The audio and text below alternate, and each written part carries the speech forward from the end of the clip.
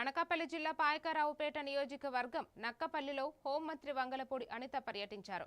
కూటమి ప్రభుత్వం 2 ఏళ్లు పూర్తి చేసుకున్న సందర్భంగా ఇంటింటి ప్రచారం నిర్వహించి ప్రజల సమస్యలను తెలుసుకుని వాటి పరిష్కారానికి కృషి చేస్తామని హామీ ఇచ్చారు. అనంతరం రోడ్డు ప్రమాదంలో మృతి చెందిన విద్యార్థి వరహలబాబు కుటుంబాన్ని పరామర్శించి వారికి ప్రభుత్వం అండగా ఉంటుందని భరోసా కల్పించారు.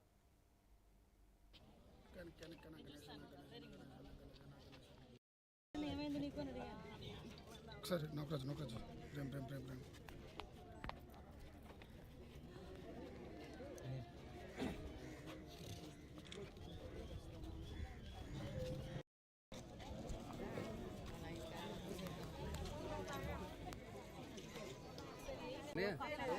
గారు